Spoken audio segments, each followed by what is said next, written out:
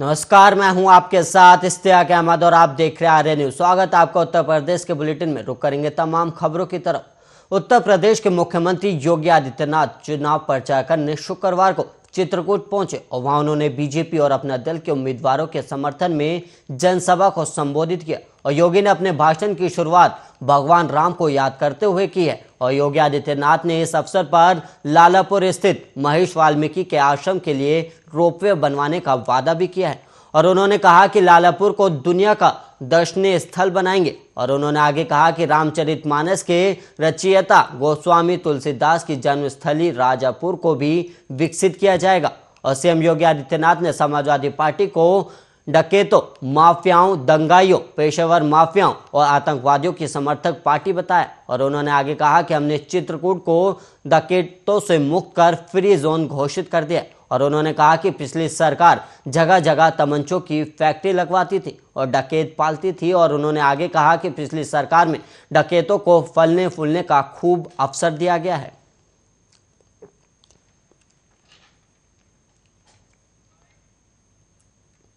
और वहीं समाजवादी पार्टी की नेता और पूर्व लोकसभा सांसद डिंपल यादव ने शुक्रवार को सिराथू में जनसभा की।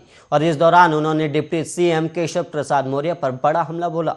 उन्होंने कहा कि सिराथू की जनता ने अपने बेटे को तो देख लिया और उन्होंने धोखा दे दिया। और इस बार सिराथू की बहू को जनता मौका देने वाली है और परिवार कैसे चलाना है और दुख दर्द क्या होता है वो जानती है और आप सबकी जिम्मेदारी लेने को तैयार भी है। और डिंपल यादव ने आगे कहा कि पल्लवी पटेल जमीन से जुड़ी हुई हैं और आपके सम्मान के लिए जमीन पर तो बैठ जाएंगी लेकिन कभी स्टूल पर नहीं बैठेंगी। और उन्होंने छुट्टा पशुओं को मुद्दे का जिक्र करते हुए कहा कि किसान के 2 बेटे होते हैं, एक बेटा फौज में जाकर देश की सेवा करता है और दूसरा बेटा खेती करता है। और बीजेपी ने सेना की भर्ती नहीं निकाली तो एक बेटा सेना में जा नहीं सकता और दूसरा बेटा छुट्टा पशुओं से खेतों की चौकीदारी कर रहा है।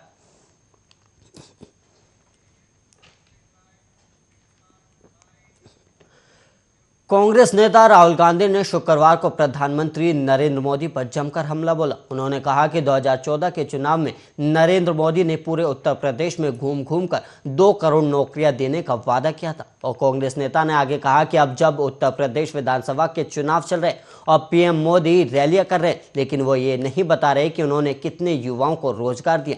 और राहुल शुक्रवार को अमेठी के जगदीशपुर में आयोजित एक चुनावी जनसभा को संबोधित कर रहे थे। और यूपी विधानसभा चुनाव की घोषणा के बाद से ये प्रदेश में राहुल गांधी की पहली चुनावी जनसभा थी। और इस जनसभा को कांग्रेस महासचिव प्रियंका गांधी ने भी संबोधित किया। और कांग्रेस के पूर्व अध्यक्ष ने कहा कि प्रधानमंत्री कहते हैं कि पिछले 70 सालों में देश में कुछ नहीं हुआ। उन्होंने कहा कि प्रधानमंत्री दरअसल ये कहना चाहते हैं कि पिछले 70 सालों में अंबानी और अडानी के लिए कुछ नहीं हुआ है। और उन्होंने आगे कहा कि प्रधानमंत्री अब यूपी में आकर युवाओं से ये क्यों नहीं कहते कि वो युवाओं को रोजगार देंगे, वो ये क्यों नहीं बताते हैं कि अपने वादे के मुताबिक उन्होंने कितने युवाओं को रोजगार दिलाया और दिलाएंगे कि नहीं। और उन्होंने आगे कहा कि पूरी दुनिया जानती है कि प्रधानमंत्री नरेंद्र मोदी वोट के लिए कुछ भी झूठ बोल सकते हैं।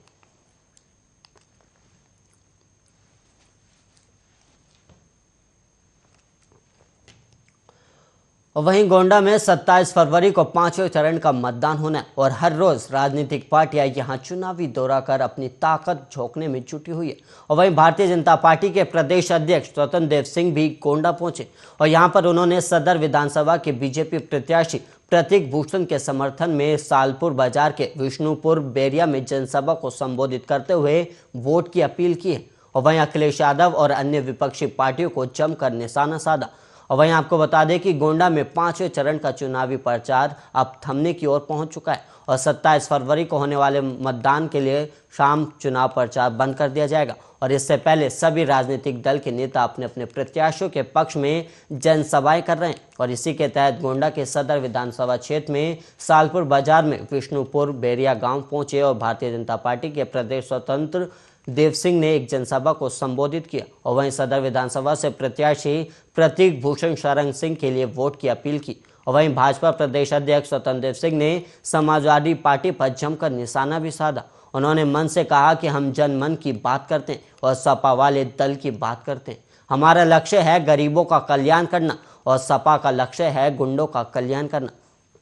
मेरे शासन का लक्ष्य है दुनिया से निवेशक हिंदुस्तान आवे, लेकिन सपा का लक्ष्य है कि दुनिया से आतंकवाद हिंदुस्तान आवे। और उन्होंने आगे कहा कि किसानों को बिजली के लिए तरसाया है और ट्यूबवेल के कनेक्शन के लिए भटकाया और गुंडों से जमीन लुटवाई, और योगी जी, मोदी जी ने इस तरह के कार्यों को पूरी तरह बंद करवाया। और मित्रों, यही योगी शासन है।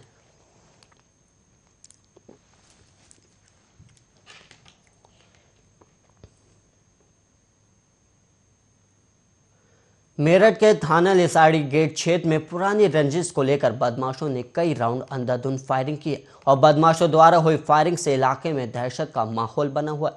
और वहीं आपको बता दें कि बदमाश नाजिम लेफ्ट समेत कई पर फायरिंग करने का आरोप लगाया गया। फिलहाल पुलिस मामले की जांच में जुटी हुई है।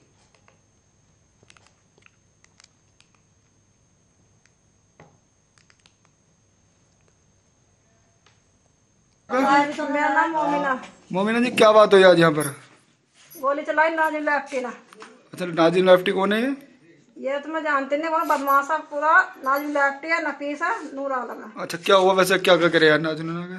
गोली चला के केवड़ में धक्का मार के बहु खेची, उसका कुंडल काट लिया, लूट मार करके ले गए। और ये बच्चे को बची गोली लगने से मैंने खींच ली। बच्चा बचा। कितनी राउंड फायरिंग करी है उन्होंने? उन्होंने 3 करी है। 3 राउंड फायरिंग। मेरा नाम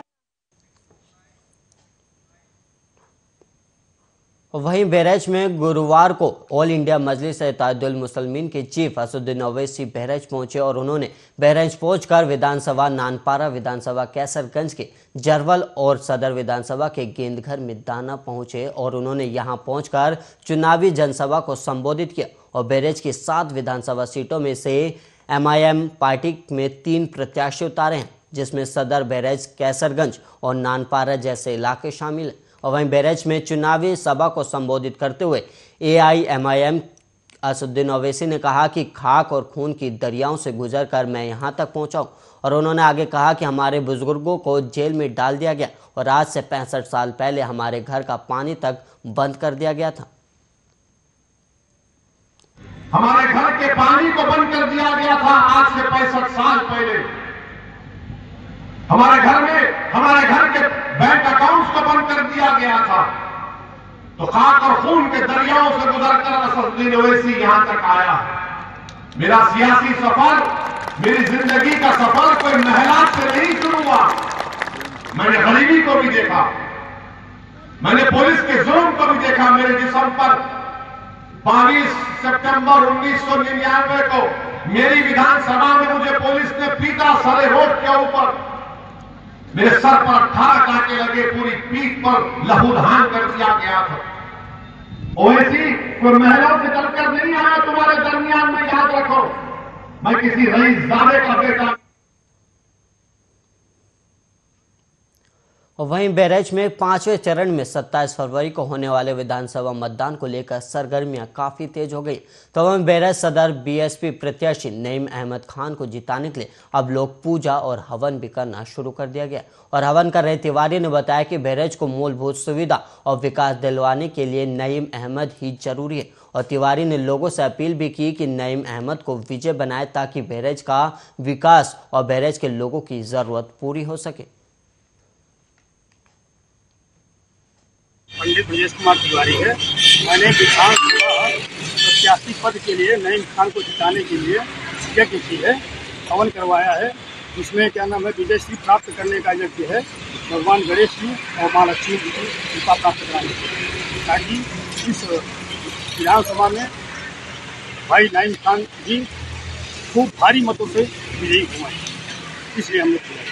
मैं यही प्रार्थना करता हूँ सभी क्या नाम बहराइच निवासियों से, विधानसभा क्षेत्र के निवासियों से अपील करता हूं कि भाई नईम खान को विजयी बना करके और उनको विधानसभा में पहुंचाने का सब लोग कष्ट करें और सब लोग मिल करके हाथ बढ़ाएंगे तो भाई नईम खान सबका विकास करेंगे और सबका क्या नाम है, सबको क्या नाम है, अच्छा सुविधा मिलेगी। और बहुत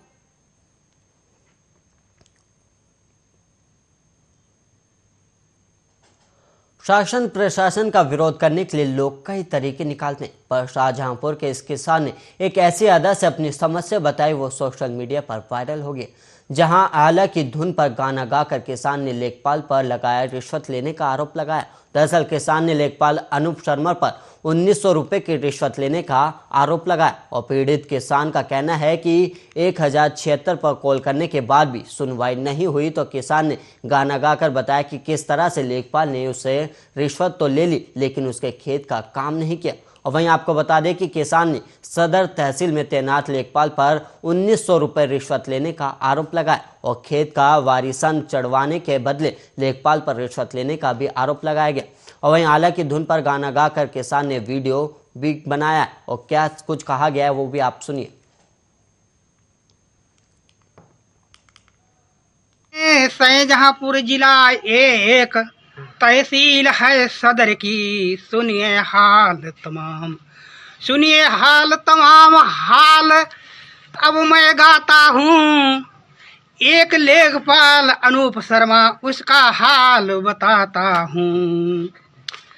अरे पहले सुमिरै नारायण कौ जी ने यह दुनिया रची बनाई, और दूजे सुमिरै धरती माँ कौ जित पर उपजत टेके पाई, और तीजे सुमिरै मात पिता कौ जिनने पालो गोद खिलाई, और तीजे सुमिरै गुरु अपने कौ जिन यह विद्या दैया सिखाई, और मात सरस्वती तुम को सुमिरै दहिनी पूजा बिराजौआई, और तहसील सदर के अंदर मैं लेखपाल एक रहुआ कहलाई, और नाम बाको अनूप शर्मा है, मोबाइल नंबर दी है बताई, और 700 हैंगे फिर 724 रहे कहाई, और 1490 आखिर में है भैया सुन ले ध्यान लगाई, और मोबाइल अनूप शर्मा को ज्योतिष ने दीन जुल्म गुजारी, और रुपया 1900 ले ले थे ताको हाल सुनऊ चितलाई, और बरिया खास के श्यामपाल हैं, बरिया खास के श्यामपाल हैं तिनको हाल रहे कहलाई, और रुपया शर्मा ने 1900 ले सो हम तुमको देत बताई, और काम लेखपाल ने नहीं कीनो भैया सुन ले ध्यान लगाई, और अनूप शर्मा लेखपाल है बहने दीने जुल्म गुजारी, और रुपया 1900 ले लेते काम जो करो तो बारू भरी नाई, और यूपी की सरकार जो है ये 1076 पे काल लगाई, और काल 1076 पे दसन करी दहिया लेकिन काम फतेह भवनाई, और एक वकील अनूप सागर और एक वकील अरुण सागर है तहसील सदर में लय करवाई,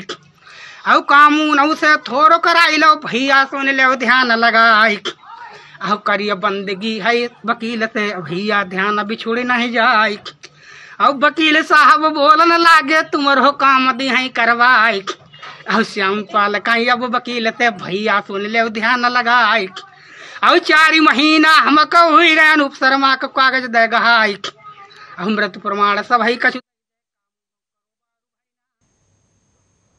यूपी में 4 चरणों का मतदान संपन्न हो चुका है और वहीं 5वें चरण के प्रचार के लिए तमाम राजनीतिक पार्टियों के नेता पूरा जोर लगा रहे और इस दौरान पार्टियां अपने दिग्गज नेताओं को भी जन समर्थन के लिए मैदान में उतारे।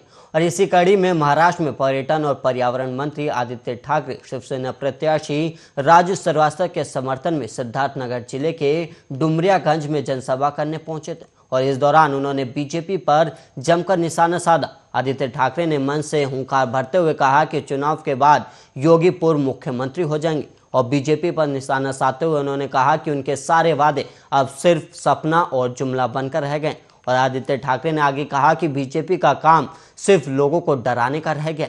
और आदित्य ठाकरे ने विकास के मुद्दे पर भी बीजेपी सरकार पर निशाना साधा। उन्होंने कहा कि यहाँ विकास के नाम पर कुछ भी नहीं हुआ और उन्होंने कहा कि सीएम योगी अन्य राज्यों में जाकर बड़े बड़े दावे करते हैं और उत्तर प्रदेश में तमाम बड़ी कंपनियां इन्वेस्ट कर रही, लेकिन सच्चाई कुछ और है। और आदित्य ठाकरे ने आगे कहा कि प्रदेश में अत्याचार बढ़े, महिलाएं बिल्कुल भी सुरक्षित नहीं और इसके साथ ही सामाजिक अन्याय भी बढ़ा है और धर्म के नाम पर प्रदेश में नफरत भी बढ़ गई है। और उन्होंने आगे कहा कि ये सरकार ऐसे कैसे चलेगी।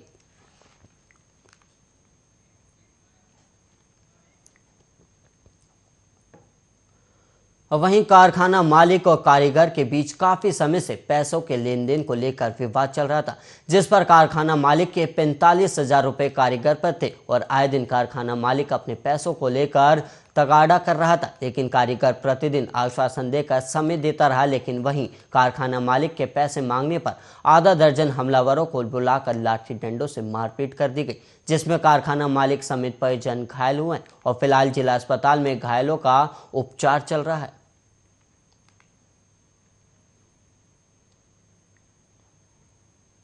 मेरा लड़का हुआ परसों मुझे मारा था उन्होंने 2 दिन पहले, आज मेरे लड़के को मारा है। मेरे यहाँ से पीतल तांबा चुरा के इतवार से लापता है। 35,000 रुपये हमारे हैंड बस इस पे। क्या नाम है आपके कारीगर का? सद्दाम। मेरे यहाँ काम कर रहा है जो कम से कम 10 साल से। कितने पैसों का विवाद था? 35,000 रुपये है मेरे, और माल चोरी हुआ मेरे कारखाने से 75,000 रुपये का। पैसे मांगने में परसों गया था, जब मुझे 6-7 इसके साले लिपट गए 7 जने। आज मेरी घरवाली ये गया जाती उन्होंने लठिया। रूस और यूक्रेन युद्ध का असर अब बिजनौर में भी दिखने लगा है। जिले के दर्जनों छात्र यूक्रेन में फंसे MBBS करने गए थे और छात्र फंसे जिले के नजीबाबाद के रहने वाले बताए गए और 1 दर्जन से ज़्यादा छात्र यूक्रेन में फंसे हुए हैं। और वहीं परिजनों ने सरकार से स्पेशल विमान लगाकर छात्रों को वापस बुलाने की गुहार भी लगाई है। और रूस द्वारा यूक्रेन पर किए हमले से बिजनौर से यूक्रेन गए दर्जनों छात्र यूक्रेन में फंस गए हैं। वहाँ आज हमला हुआ है, उसमें हमारे इंडिया के काफ़ी बच्चे वहाँ पर हैं, मगर बच्चे हमारे सब सेफ है अभी। वहाँ पे बहुत दिक्कतें हो रही हैं, ATM में पेमेंट नहीं है वहाँ। ये हमारे परिवार से भी छोटे भाई है हमारे, डॉक्टर मसरूर है वहाँ, हमारी भांजी है। सही है वो कि उनमें है मसरूर भाई, वो वहाँ से निकलने की कोशिश कर रहे हैं। हमारी इंडियन गवर्नमेंट से दरख्वास्त है कि वो इनके लिए कोई विशेष विमान लगा करके इनको इंडिया लाया जाए। देखिए, वहाँ हमारे एक भाई है जो यूरेशिया एजुकेशन लिंक है, उसके जो CEO है कंपनी के, वो डॉक्टर मसरूर अहमद हैं। वो वहाँ पर प्रेजेंट है इस टाइम पर, और बच्चों की पूरी देखभाल, उनको केयर उनकी करना, वो सारा काम कर रहे हैं। अभी कल हमारे 300 बच्चे यूरेशिया एजुकेशन लिंक के वापस आए हैं, चार्टर्ड फ्लाइट करा करके उनको दी गई थी। लेकिन उसके बाद ही वहाँ कुछ ऐसा हमला हुआ जिसकी वजह से वो एयरपोर्ट में हमला होने की वजह से जो व्यवस्था होनी चाहिए थी, उड़ान होनी चाहिए थी,